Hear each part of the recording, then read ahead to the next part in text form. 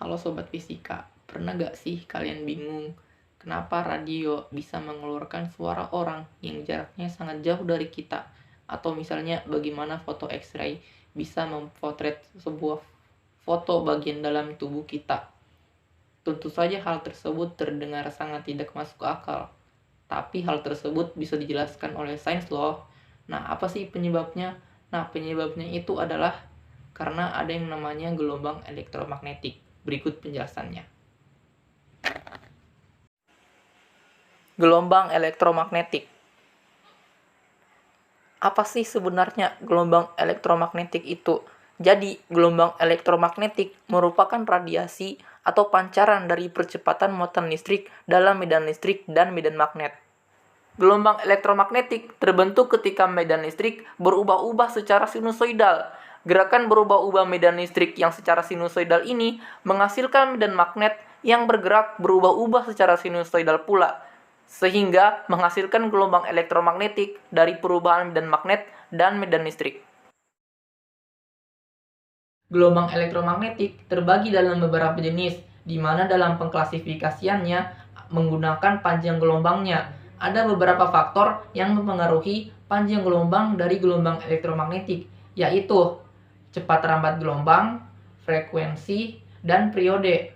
Semakin besar cepat rambat gelombang, maka semakin besar pula panjang gelombangnya. Semakin besar frekuensi, maka semakin besar pula panjang gelombangnya. Berbanding terbalik dengan periode. Semakin besar periode, maka semakin kecil panjang gelombangnya. Gelombang elektromagnetik sendiri terbagi dalam 7 jenis, yaitu gelombang radio, gelombang mikro, gelombang inframerah, gelombang visual, gelombang ultraviolet, sinar X, dan sinar gamma. Gelombang-gelombang elektromagnetik tersebut dapat dimanfaatkan oleh manusia dalam berbagai cara. Namun, masing-masing dari mereka juga memiliki dampak negatif kepada kita. Untuk lebih jelasnya adalah sebagai berikut. 1. Gelombang radio. Gelombang radio dapat dimanfaatkan untuk mentransmisikan sinyal komunikasi berupa siaran radio dan TV, serta pencitraan satelit ke bumi dalam pembuatan peta 3 dimensi.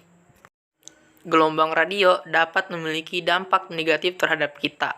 Dengan tingkat paparan yang tinggi terhadap radiasi sinyal 2G dan 3G dapat memicu perkembangan kanker. Yang kedua, gelombang mikro. Gelombang mikro dapat dimanfaatkan yang pertama dalam alat microwave untuk memasak atau menghangatkan makanan. Yang kedua, digunakan untuk berkomunikasi melalui radar. Dan yang ketiga, untuk mendeteksi posisi suatu objek yang diamati. Namun, gelombang mikro juga dapat memiliki dampak negatif terhadap kita, yaitu pertama, menimbulkan risiko tumor otak. Yang kedua, merusak organ reproduksi, dan yang ketiga, efek neurologis, yaitu mata lelah. Yang ketiga, gelombang inframerah. Gelombang inframerah dapat dimanfaatkan untuk alat-alat elektronika seperti remote control, kamera CCTV, atau alat militer yang bisa menerawang di malam hari atau dalam keadaan gelap. Dan yang ketiga, digunakan sebagai alat medis. Gelombang inframerah dapat menimbulkan dampak negatif terhadap kita. Beberapa di antaranya adalah dapat merusak kolagen, penurunan ketajaman mata, dan dapat menyebabkan katarak. Yang keempat adalah cahaya tampak atau gelombang visual. Adalah panjang gelombang yang dapat dilihat oleh mata telanjang, seperti warna biru, merah, hijau, dan kuning. Cahaya tampak atau gelombang visual dapat dimanfaatkan untuk penggunaan laser dalam serat optik pada bidang kedokteran untuk mendiagnosis penyakit, sinar laser yang dapat menyalurkan suara, gambar, atau sinyal melalui serat optik, dan laser tertentu untuk bisa dimanfaatkan untuk mengelas dan memotong benda. Dampak negatif dari cahaya tampak dapat merusak DNA, mengganggu pertumbuhan sel, dan dapat menyebabkan kanker. Yang kelima adalah gelombang UV atau gelombang ultraviolet. Gelombang ultraviolet dapat dimanfaatkan untuk mengecek keaslian uang dalam dunia perbankan. Pada bidang medis digunakan untuk membunuh bakteri dan mengeringkan tinta dan resin. Dampak negatif dari sinar UV adalah mengganggu imun, merusak mata, hiperpigmentasi, dan dapat menyebabkan kanker kulit. Yang keenam, sinar X atau X-ray.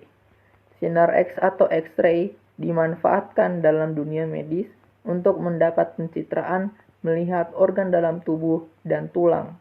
Digunakan dalam dunia manufaktur untuk mengecek kecacatan atau mengecek kualitas produk dan mengecek kualitas dari batu permata dan kristal.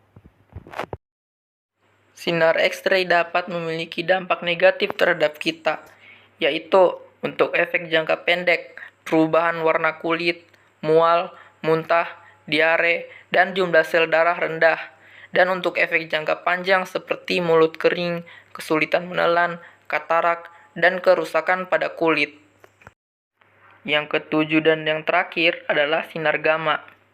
Sinar gamma dimanfaatkan dalam dunia medis, digunakan pada alat pemindai CT scan, menyembuhkan penyakit kanker dengan metode operasi pisau gamma. Radiasi sinar gamma juga digunakan dalam bedah saraf, juga digunakan untuk membunuh bakteri dan virus. Namun, sinar gamma juga memiliki dampak negatif. Dalam penggunaan sinar gamma, harus dilakukan secara hati-hati dan diarahkan dengan tepat ke area tubuh yang akan diobati. Bila tidak, sinar gamma juga bisa merusak sel tubuh yang sehat. Sekian pemaparan materi dari saya. Sebelum mengakhirinya, saya ingin memberikan sebuah quote, yaitu satu-satunya hal yang menghalangi kita untuk mencapai keinginan kita di hari esok adalah keraguan kita di hari ini, oleh Franklin D. Roosevelt. Mohon maaf apabila ada salah kata. Wabillahi taufiq wal hidayah. Wassalamualaikum warahmatullahi wabarakatuh.